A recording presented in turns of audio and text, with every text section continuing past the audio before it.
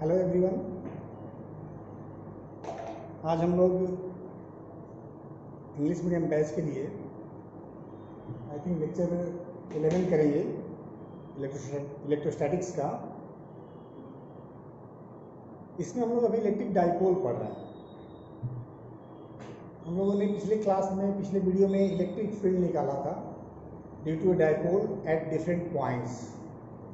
आज हम लोग बात करेंगे torque acting on an electric dipole placed in uniform electric field. किसी यूनिफॉर्म इलेक्ट्रिक फील्ड में और एक्सटर्नल फील्ड में कोई इलेक्ट्रिक डाइपोल रखा हुआ है तो क्या होगा। तो हम लोग देखेंगे कि उस पर टॉर्क जनरेट होगा। अब टॉर्क क्या है आप जानते होंगे, 11th क्लास में पढ़े हैं। Turning effect of force is called torque. कोई फोर्स अगर किसी बॉडी को किसी एक्सिस के अबाउट रोटेट कराता है तो टॉर्क है, ठीक है। तो हम लोग क्या करेंगे, एक यूनिफॉर्म इलेक्ट्रिक फील्ड कंसीडर करेंगे। अब यूनिफॉर्म इलेक्ट्रिक फील्ड का मतलब क्या होता है, जैसे इलेक्ट्रिक फील्ड को जानते हैं कि अगर ये कोई चार्ज है या इसका इलेक्ट्रिक फील्ड है, लेकिन यह इलेक्ट्रिक फील्ड यूनिफॉर्म नहीं है क्योंकि चार्ज जैसे से हम दूर जाते हैं, इलेक्ट्रिक फील्ड का फॉर्मूला होता है 1/4πε0 Q/r²। जैसे हम चार्ज से दूर जाएंगे फील्ड का स्ट्रेंथ कम होते जाता है, मतलब ये फील्ड यूनिफॉर्म नहीं है। यूनिफॉर्म फील्ड बनाएंगे कैसे इसको डिनोट करेंगे, रिप्रेजेंट कैसे करेंगे, तो और आगे चर्चा करेंगे। थोड़ा सा यहाँ बताते हैं आपको। Electric field, uniform electric field produce करने का तरीका है, हम दो प्लेट लेंगे, कंडक्टिंग प्लेट।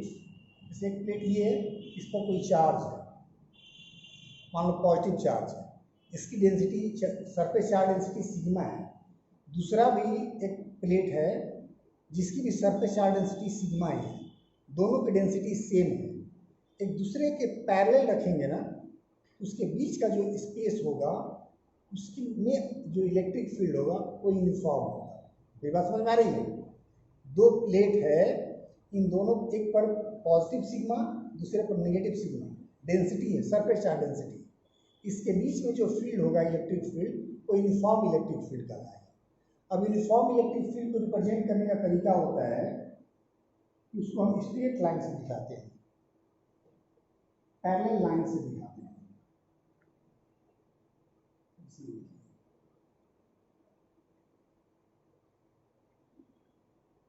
ये जो ये लिख सकते हैं यूनिफॉर्म इलेक्ट्रिक फील्ड की, ये इलेक्ट्रिक फील्ड जो है यूनिफॉर्म इलेक्ट्रिक फील्ड है। अब हमको इसमें एक डाइपोल रखना है। डाइपोल किसी भी तरह से रख सकते हैं। हमने मान लिया डाइपोल इस तरह से रखा गया है कि डाइपोल का जो एक्सिस है, डाइपोल समझते हैं आप, -q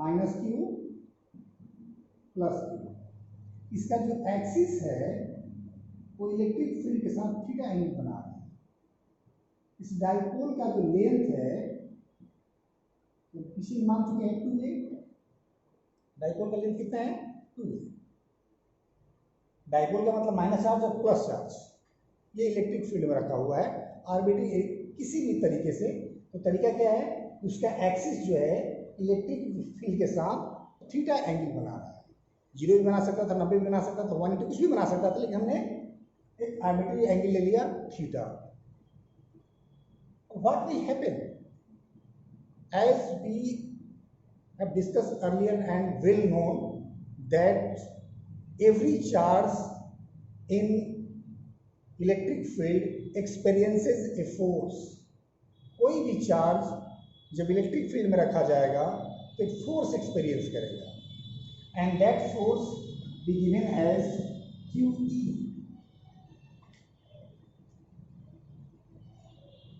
अगर कोई चार्ज Q है तो इलेक्ट्रिक फील्ड E है, उस पर फोर्स लगेगा QE। अब दो चीज़ें हो सकती है, चार्ज पॉजिटिव भी हो सकता है, नेगेटिव भी हो सकता है। अगर चार्ज पॉजिटिव होगा तो फोर्स का डायरेक्शन फील्ड के डायरेक्शन में होगा, और अगर चार्ज नेगेटिव होगा -q तो फोर्स का डायरेक्शन फील्ड के अपोजिट होगा। मेरी बात समझ में आई? कोई भी चार्ज अगर इलेक्ट्रिक फील्ड में रखा हुआ है, चार्ज क्यू ई फील्ड में रखा हुआ है, तो फोर्स कितना लगेगा? Q E. अब डायरेक्शन क्या होगा फोर्स का? फोर्स वेक्टर क्वांटिटी, डायरेक्शन की बात करेंगे। अगर चार्ज पॉजिटिव है in the direction of electric field और निगेटिव है तो opposite to the direction of electric field. तो यहाँ आप देख रहे हैं डाइपोल में दोनों चार्ज प्लस क्यू भी है माइनस क्यू भी है, तो प्लस क्यू पर भी फोर्स लगेगा। प्लस क्यू पर कहाँ लगेगा? In the direction of electric field. इधर एक फोर्स लगेगा F equal to Q E, और इस चार्ज नेगेटिव चार्ज पर भी फोर्स लगेगा। कहाँ पर?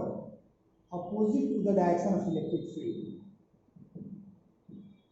माइनस क्यू नहीं लिखेंगे, माइनस क्यू कब लिखते हैं? वेक्टर फॉर्म में लिखते हैं। हम मैग्नीट्यूड की बात कर रहे हैं, माइनस का डायरेक्शन बताया, इसका डायरेक्शन फोर्स का जो होगा इलेक्ट्रिक फील्ड के अपोजिट होगा। अब आप सोचिए किसी चीज पर दो फोर्स लग रहे हैं, दोनों का मैग्नीट्यूड बराबर है और डायरेक्शन अपोजिट है, what will happen? They becomes neutralize. Net force निकालोगे तो कितना हो जाएगा?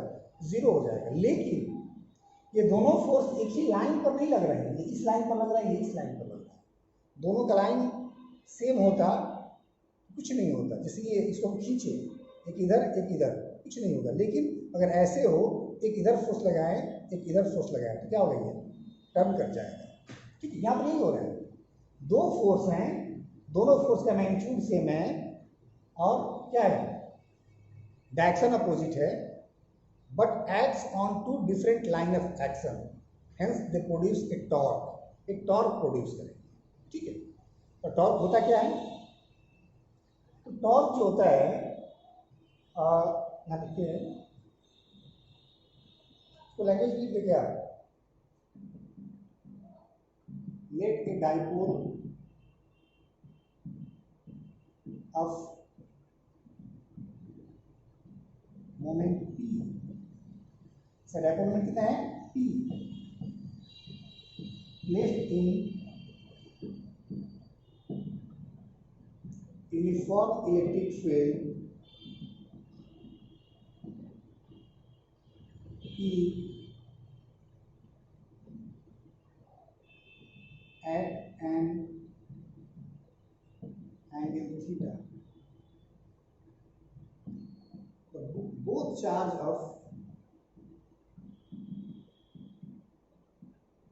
Both charges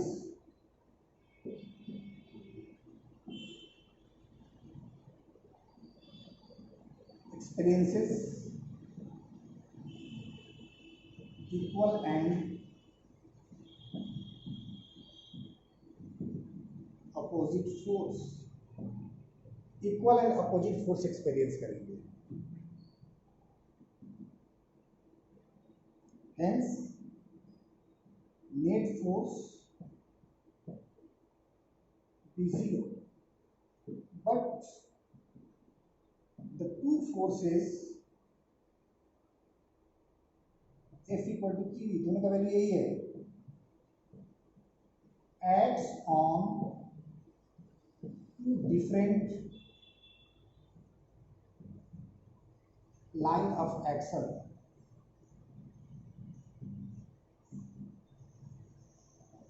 hence they produces a torque। एक टॉर्क प्रोड्यूस करेंगे। टॉर्क होता क्या है?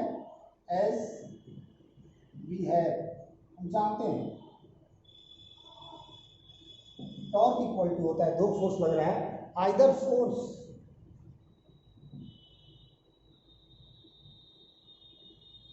इनटू परपेंडिकुलर डिस्टेंस, ये डिस्टेंस परपेंडिकुलर डिस्टेंस होना है, नाम देते हैं BC, इसको देते हैं A। BC जो होगा परपेंडिकुलर डिस्टेंस होगा,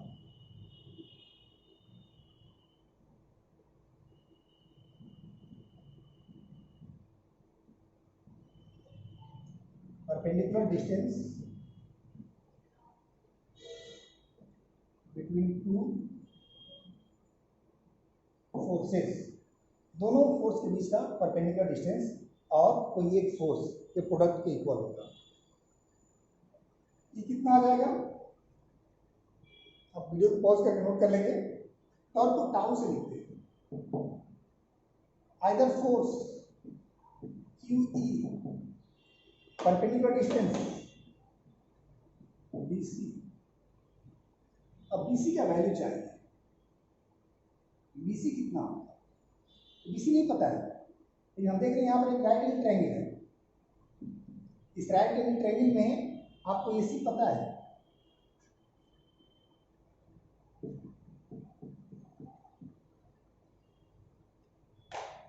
नाउ इन ट्रायंगल ABC, इस थीटा के, जब ये थीटा थीटा ही होगा, इस थीटा के लिए परपेंडिकुलर बेस हाइपोटेनस, थीटा के लिए परपेंडिकुलर बेस और हाइपोटेनस, हाइपोटेनस पता है और क्या निकालना है? परपेंडिकुलर। इसमें आएगा sine, sine theta equal to होता है perpendicular by hypotenuse, BC by AC, that is BC equal to हो गया AC sine theta. AC is what?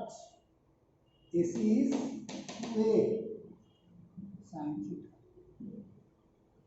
BC का वैल्यू आप पुट कर दीजिए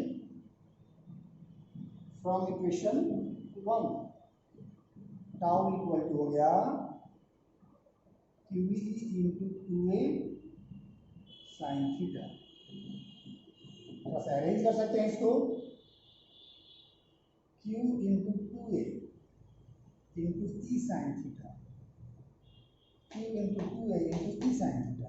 Q इंटू 2A एक टर्म पढ़े हम लोग क्या? P E sine. देखा आपने? इस डाइपोल पर जो टॉर्क लग रहा है इस पे डिपेंड कर रहा है, डाइपोल मोमेंट पर, इलेक्ट्रिक फील्ड पर, और डाइपोल मोमेंट के डायरेक्शन और इलेक्ट्रिक फील्ड के डायरेक्शन के बीच के एंगल पर डिपेंड कर रहा है। ठीक है, अब ये मैक्सिमम भी हो सकता है, मिनिमम भी हो सकता है, जीरो भी हो सकता है, डिपेंड करेगा सिचुएशन पर कैसे रखा गया। अगर थीटा को जीरो कर दे, मतलब ऐसे रख दे, वेक्टर फॉर्म में भी इसको लिख सकते हैं। क्यों? ये भी साइन थीटा क्रॉस बी होता है, टाउ इक्वल टू हो जाएगा P cross, tau equal to हो जाएगा P क्रॉस। एक क्वेश्चन बहुत बार पूछ चुका है ऑब्जेक्टिव में, किसी डाइपोल को इलेक्ट्रिक फील्ड में रखा गया है, उस पर लगने वाला टॉर्क का एक्सप्रेशन क्या होगा? इसलिए ये दे देगा, P डॉट E दे देगा, P क्रॉस E दे देगा, E क्रॉस P भी दे देगा कंफ्यूजन के लिए। E क्रॉस P, ध्यान रखेंगे P क्रॉस E, क्योंकि टाउ का जो डायरेक्शन होता है P क्रॉस E के डायरेक्शन में होता है, E क्रॉस P के डायरेक्शन के अपोजिट होता है, इसलिए याद रखोगे P क्रॉस E। अब डिफरेंट कैसे ला सकते हैं इसमें, इससे जुड़े हुए, when theta equal to 0 degree, tau कितना हो जाएगा? 0। क्यों? साइन 0 0 होता है, मतलब ऐसे रखा जाएगा तो कोई टॉर्क नहीं लगेगा, कोई फोर्स नहीं लगेगा, फोर्स तो हमेशा 0 होगा। रही बात टॉर्क की, टॉर्क भी 0 होगा। कब? जब इलेक्ट्रिक फील्ड के पैरेलल रख दिया जाए। When theta equal to 90 degree, sine 90 कितना होता है? 1, टाउ मैक्सिमम होगा, ये मैक्सिमम वैल्यू होगा।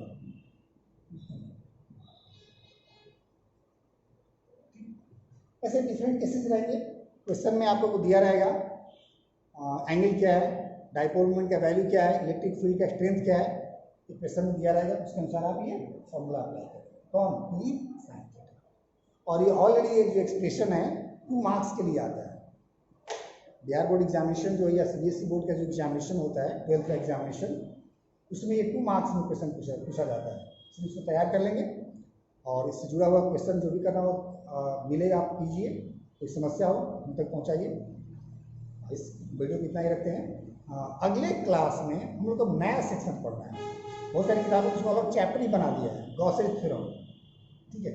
तो अगले क्लास में हम लोग गॉसेज थ्योरम शुरू करेंगे। हालांकि गॉसेज थ्योरम पढ़ने के पहले 2-3 टर्म को डिफाइन करना होगा, जैसे सॉलिड एंगल क्या है, इलेक्ट्रिक फ्लक्स क्या होता है, ठीक है, एरिया वेक्टर क्या होता है, ऐसे कुछ टर्म्स होंगे। उसके बाद हम लोग गॉसेज थ्योरम को पढ़ेंगे, उसको प्रूफ करेंगे और उसका एप्लीकेशन देखेंगे। एप्लीकेशन क्या है, कोई नया नहीं है। अभी चैप्टर हमारा क्या है, इलेक्ट्रिक चार्ज एंड फील्ड। अभी हम लोग फील्ड ही पढ़ रहे हैं, इलेक्ट्रिक फील्ड ही पढ़ रहे हैं। Gaussian theorem also enables us to calculate the electric field due to different type of charge और distribution of charge। इससे पॉइंट चार्ज का इलेक्ट्रिक फील्ड निकाले हैं, यहाँ पर भी गॉसेज थ्योरम की सहायता से हम देखेंगे, बहुत आसानी से निकाल लेंगे। तो Gauss's theorem enables us to calculate the electric field due to a single charge और distribution of charge।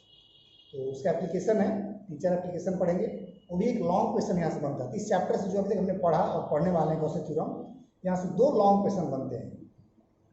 पहला लॉन्ग क्वेश्चन क्या बनता है, electric field due to electric dipole at axial point, मतलब end on position, equatorial point, broadside on position और any position, तीनों में से कोई एक पूछता है। और दूसरा क्वेश्चन यहाँ से लॉन्ग क्वेश्चन बनता है, Gauss's theorem, state and proof Gauss's theorem and calculate the electric field